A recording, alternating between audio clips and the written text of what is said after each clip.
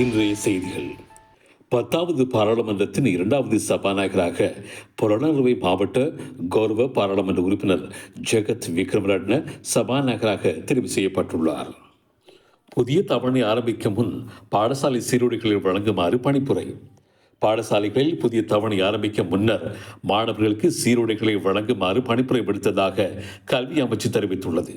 வலய கல்வி அலுவலகங்களூடாக பாடசாலைகளுக்கு சீருடைகள் அனுப்பப்பட்டுள்ளதாக அமைச்சின் செயலாளர் நாலக கழுவெவ தெரிவித்துள்ளார். 2025ஆம் ஆண்டுக்கான பாடசாலை சீருடைக்கான முழுத்தொகை துணிகளையும் அன்பளிப்பாக வழங்க சீன மக்கள் குடியரசு முன்வந்துள்ளது. கமத்தொழில் அமைச்சு வெளியிட்டுள்ள அறிவிப்பு. இலங்கையில் காட்டுப்பன்றிகள் மற்றும் வன விலங்குகளால் ஏற்படும் பயிர் சேதங்களை தடுக்கும் வகையில் பொதுமக்களிடம் கருத்துக்களை பெறும் திட்டத்தை விவசாய அமைச்சு தொடங்கியுள்ளது. விவசாய அமைச்சின் கூற்றுப்படி இந்த வன விலங்குகளால் ஏற்படும் பயிர்ச்சேதங்களை தடுக்க வன விலங்குகளை விரட்டும் முறைகளாக காற்று துப்பாக்கிகள் மற்றும் பாதுகாப்பு வெறிகளை பயன்படுத்துதல் மற்றும் புதிய பூச்சி கட்டுப்பாட்டு முறைகளை அமைச்சுடன் தொடர்புடைய நிறுவனங்களும் செயல்படுத்தியுள்ளன.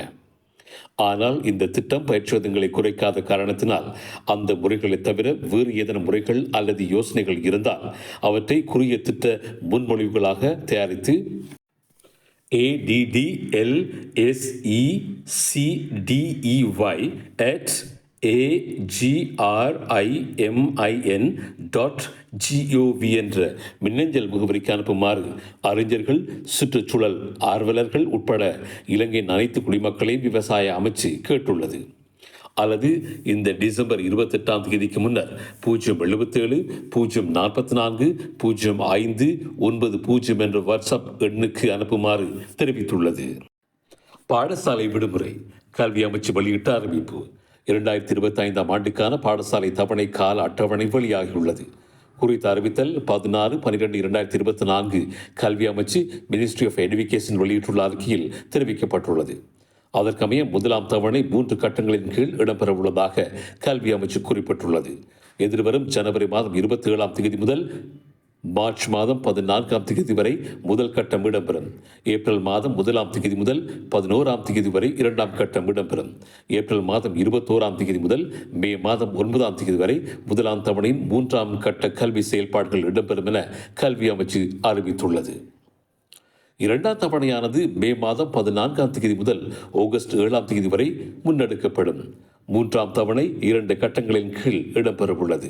அதற்கமைய ஆகஸ்ட் மாதம் 18ஆம் தேதி முதல் அக்டோபர் 17ஆம் தேதி வரை முதலாம் கட்டம் இடம்பெறவுள்ளது. நவம்பர் மாதம் 17ஆம் தேதி முதல் டிசம்பர் மாதம் 19ஆம் தேதி வரை 2ஆம் கட்ட கல்வி செயற்பாடுகள் இடம்பெறவுள்ளன. பசிபிக் தீவுக்கடலில் நிலநடுக்கம் ஏற்பட்டுள்ளது. பசிபிக் தீவுகளின் வனுவாட்டு கடற்கரையில் செவ்வாய்க்கிழமை 7.3 ரிக்டர் அளவிலான நிலநடுக்கம் ஏற்பட்டதாக அமெரிக்க புவியியல் ஆய்வு நிலையம் தெரிவித்துள்ளது. இதனால் சுனாமி அலைகள் உருவாகலாம் என எச்சரிக்கை விடுக்கப்பட்டுள்ளது. கட்டுப்பாட்டு விலையை விட அதிக விலைக்கு அரிசி விற்ற வர்த்தகர்களுக்கு 7 லட்சம் ரூபாய் தண்டப்பணம் விதிக்கப்பட்டுள்ளது. பண்டிகை காலத்தில் கட்டுப்பாட்டு விலைக்கு அரிசி விற்பனை செய்யாமை தொடர்பில் கடந்த 17ஆம் தேதி முதல் 16ஆம் தேதி வரை 342 சுற்று வளைப்புகள் நடத்தப்பட்டுள்ளதாக நுகர்வோர் விவகார அதிகார சபையின் தலைவர் ஹேமந்த சமரகோன் குறிப்பிட்டார். அதன்படி குறித்த சுற்று வளைப்புகளில் 6க்கு நீதிமன்ற தீர்ப்பு கிடைக்கப்பட்டுள்ள நிலையில் அவற்றின் ஊடாக 7 லட்சம் ரூபாய் தண்டப்பணமாக அறிவிக்கப்பட்டதற்கான தீர்ப்பு கிடைத்துள்ளது. ஏனைய சுற்று வளைப்புகள் தொடர்பாகவும் வழக்கு தாக்கல் செய்யப்பட்டு நீதிமன்ற தீர்ப்புகள் பெறப்பட்டு வருவதாக நுகர்வோர் விவகார அதிகார சபையின் தலைவர் ஹேமந்த சமர்கோன் தெரிவித்தார். இத்துடன் இந்த செய்தி அறிக்கை நிறைவு பெறுகின்றது.